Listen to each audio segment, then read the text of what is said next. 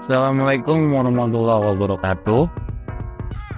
Kembali lagi bersama saya Oki Ritman Budi di channel Pilar Belajar. Kali ini kita akan membahas mata pelajaran informatika kelas 7 kurikulum Merdeka. Pembahasan kali ini kita masuk di bab 2, berpikir komputasional. Ya. Pada bab ini, saya akan menjelaskan tentang konsep berpikir komputasional. Ya, di antaranya yaitu ada algoritma, struktur data, optimasi penjadwalan, dan representasi data. Oke. Ya, tapi untuk pembahasan kali ini kita buat jadi dua video ya, atau dua part, karena mengingat durasinya nanti takut kepanjangan ya. Jadi untuk materi ini kita membahas tentang berpikir komputasional dan algoritma.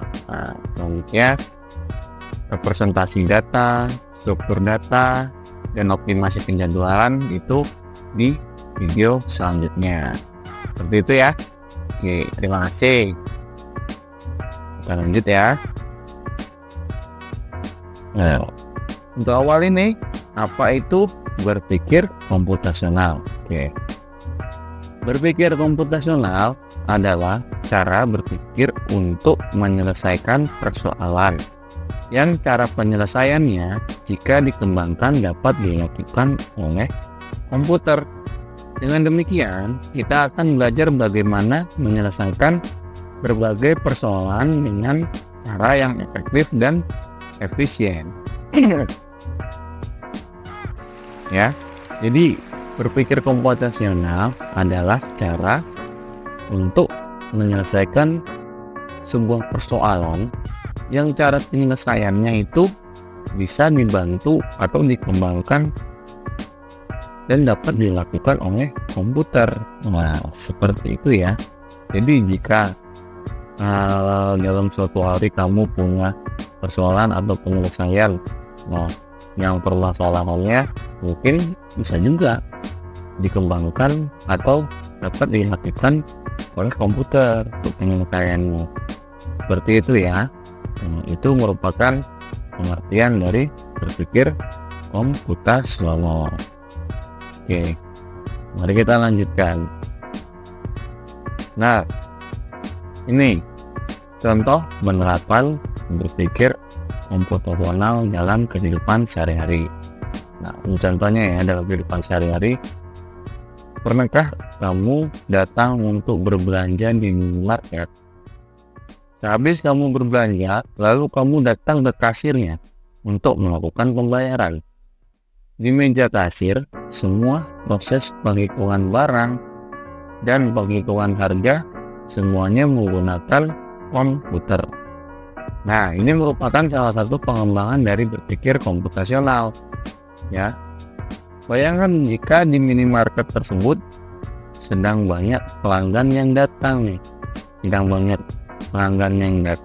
namun kakak kasir melakukan penghitungan barang masih manual ya, masih menggunakan hitung manual, pakai kertas dan pensil atau pulpen ya untuk menghitungnya dan dihitung satu persatu. Nah, yang terjadi apa? Yang terjadi maka antrian pelanggan jadi panjang. Nah, jadi waktunya pun tidak efisien. Kayak gitu ya. Jadi minimarket membutuhkan bantuan komputer untuk melakukan pembayaran agar waktunya bisa berjalan dengan cepat dan lebih efisien lagi. Seperti itu. Betul ya. Oke, sampai sini paham ya contoh penerapan berpikir komputasional dalam kehidupan sehari-hari. Ya, pembahasan selanjutnya, pembahasan kali ini kita bahas tentang algoritma. Ya, dalam penjelasan secara sederhana, algoritma merupakan sekumpulan instruksi ataupun perintah yang tersusun secara jelas dan terstruktur yang bertujuan untuk menyelesaikan suatu permasalahan. Seperti itu ya. Jadi kata kuncinya adalah sekumpulan instruksi atau perintah yang tersusun secara jelas dan terstruktur yang bertujuan untuk menyelesaikan suatu permasalahan. Oke, mau mau tadi itu berpikir komputasional ataupun sekarang algoritma, ujung-ujungnya tetap sama, untuk menyelesaikan suatu permasalahan, karena untuk memecahkan suatu permasalahan. Selanjutnya ya, nah ini contoh penerapan algoritma dalam kehidupan sehari-hari. Yang pertama, ada cara membuat mie rebus, ada cara membuat kopi, dan ada cara berwudu. Nah, loh, kenapa algoritma nyambung lo sama tata cara membuat kopi, tata cara membuat mie rebus, dan tata cara berwudu kayak gitu? Sepertinya berbeda.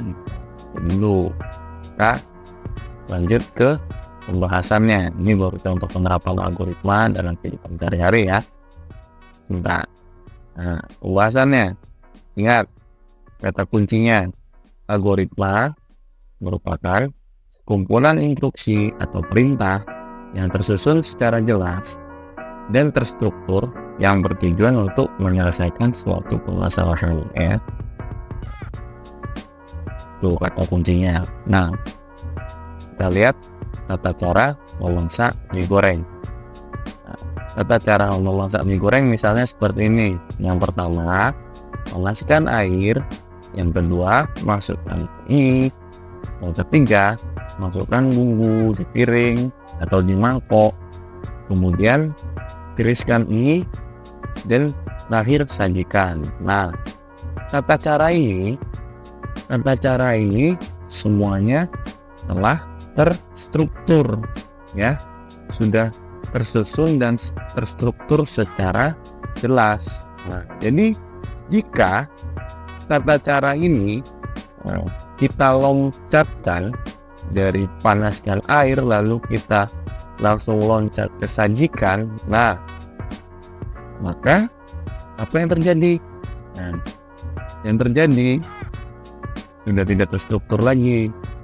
Nah, maukah kamu ya habis memanaskan air langsung menyajikannya ya gitu? Apa yang mau kita makan, sedangkan kita mau makan nih rebus, tapi cuma panaskan air terus langsung disajikan. Nah, berarti sudah tidak struktur. Atau panaskan air, masukkan mie, masukkan bumbu, ya kan? Habis itu langsung sajikan, nggak ditiriskan dulu. Nah, sedangkan kita mau masak mie goreng. Nah, kalau tidak ditiriskan berarti ada kuahnya. Masa mie goreng ada kuahnya? Seperti itu. Jadi tidak terstruktur. Nah, ataupun seperti ini, panaskan air, masukkan mie, langsung disajikan. Nah, apakah kalian mau makan mie tanpa menggunakan bumbu? Pasti tidak kan? Jadi ya seperti itu. Jadi tata cara memasak mie goreng itu memang sudah terstruktur, sama seperti algoritma.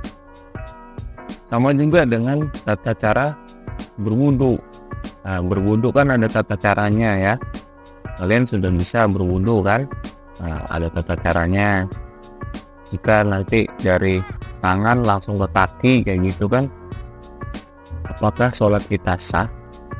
Tidak. Nah, maka itu ada tata cara berwudu ya yang sudah terstruktur dan tersusun secara jelas. Nah, seperti itu ya untuk pembahasannya. Oke, kurang lebih demikian pembahasan kita kali ini ya. Kurang lebih saya mohon maaf. Assalamualaikum warahmatullahi wabarakatuh.